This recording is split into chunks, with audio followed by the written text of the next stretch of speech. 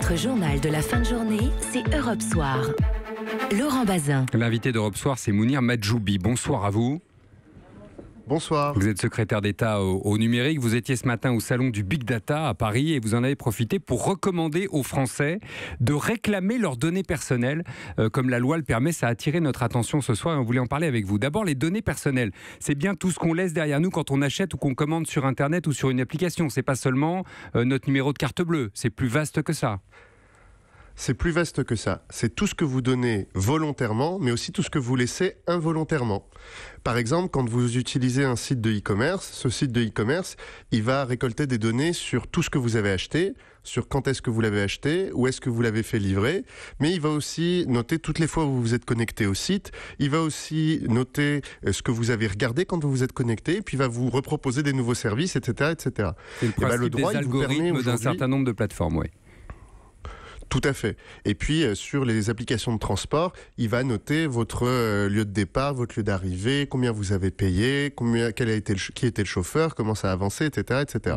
Toutes ces données, elles sont autour de vous, elles vous concernent, et vous avez déjà le droit d'y accéder. Sauf qu'aujourd'hui, dans le droit et dans la loi, on n'a pas expliqué quelle forme ça devait prendre.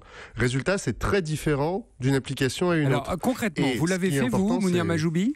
Vous avez réclamé vos données ? Vous avez testé pour nous plusieurs plateformes. Ouais.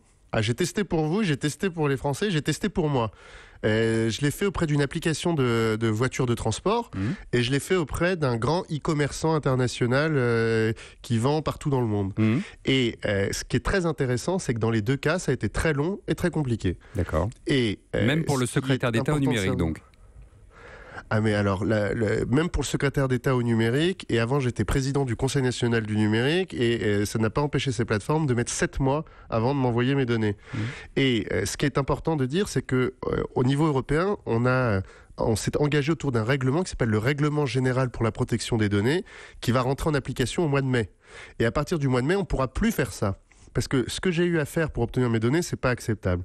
Il a fallu que je fasse un échange par email 3 ou 4 fois avec ces plateformes, qu'ensuite elles m'envoient un fichier à imprimer, qu'une fois que je l'imprime, je le signe, puis que je le scanne, puis que je le renvoie, et ensuite j'ai reçu une confirmation qu'ils l'avaient reçu, et j'ai reçu ensuite une lettre recommandée avec un CD-ROM à l'intérieur. Donc vous êtes d'accord que c'est quand même un peu compliqué. Combien ça pèse les commandes de Mounir Majoubi sur un grand site de e-commerce en CD-ROM ? Ça pèse 2 CD-ROM. Oui, donc c'est lourd. Et si vous voulez savoir ce qui était très très drôle au ministère la dernière fois, c'est que quand on a reçu les CD-ROM, personne dans mon équipe n'avait de lecteur de CD-ROM. Oui, et oui, évidemment. Oui, ça aussi, c'est une difficulté. Est-ce que vous avez eu des surprises et des mauvaises surprises ? Alors, la mauvaise surprise que j'ai pu avoir, c'est l'année dernière quand j'ai reçu mes données de mon application de transport de voiture. C'est très intéressant, mais ça fait très peur. C'est-à-dire que vous recevez un gros fichier tableur, où vous voyez plusieurs centaines de lignes, où vous voyez tous vos transports et vos déplacements d'un lieu à un autre. Et donc, il y avait l'adresse de départ, ça c'est normal. Il y avait l'adresse d'arrivée, ça aussi c'est normal, mais il y avait aussi ma localisation 5 minutes après. Pourquoi ? C'est-à-dire que l'application décidait d'enregistrer à chaque fois 5 minutes après ma dépose où je suis allé.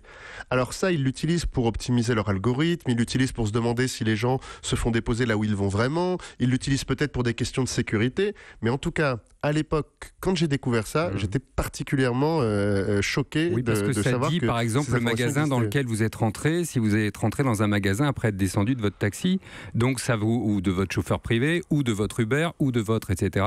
Et donc, ça permet, ça leur permet, eux, de stocker des données, éventuellement de les revendre. Est-ce qu'on peut demander, Mounir Majoubi, la destruction de ces données ? Alors ça, c'est quelque chose qui va vous être rendu possible grâce à ce fameux règlement général de la protection des données qui va rentrer en vigueur à partir du mois de mai. À partir du mois de mai, quand vous demanderez vos données personnelles, vous n'aurez plus à signer un papier, envoyer un document et attendre de recevoir un CD-ROM par lettre commandée. Il faudra que ces fournisseurs vous donnent vos données directement, qu'elles soient dans un format directement utilisable et que cette procédure soit simple. Ça, c'est une vraie nouveauté. La deuxième chose, c'est aussi que ces plateformes vous informent du fait que vous pouvez le faire. Et ça, c'est très important parce que la plupart des gens ne savent pas qu'on peut le faire. Donc c'est pour ça qu'ils le font pas. Est-ce que je peux demander la destruction de ces données stockées depuis 12 ans sur votre grand supermarché en ligne et depuis peut-être plusieurs années sur votre chauffeur ? vous pourrez leur demander cette destruction et ils devront vous apporter une réponse sur le fait qu'elle a été détruite ou non. Et ça, c'est très important que tout le monde se dise qu'à partir de ce règlement du mois de mai, c'est chaque citoyen, chaque consommateur qui a en main le sort de ces données. Pour vérifier ce qu'il laisse derrière lui. Se saisir. Il faut savoir ce qu'on laisse, il faut demander ce qu'on a, il faut se renseigner sur ce qu'on a. Et puis, moi, j'espère qu'il y aura aussi des fournisseurs qui vont nous proposer des nouveaux services qui utilisent ces données. Moi, certaines de mes données, je serais prête à les donner à une nouvelle plateforme si elle me dit qu'elle ne stocke pas les infos, qu'elle va l'utiliser pour me proposer des services personnalisés. Par exemple, il y a un moteur de recherche français qui vous propose de rapatrier vos données et de les garder sur votre téléphone. C'est-à-dire qu'eux ne les voient jamais. Mais en les ayant sur votre téléphone, il va vous proposer une expérience individualisée. Ça, c'est un bon usage respectueux de la vie privée des personnes. On mesure avec vous que les données personnelles, c'est un énorme marché et c'est aussi un énorme chantier, notamment légal. Merci beaucoup, Mounir Majoubi, d'avoir été avec nous, secrétaire d'État au numérique. Bonne soirée. À suivre le zapping radio-télé de Benjamin Muller. Europe 1.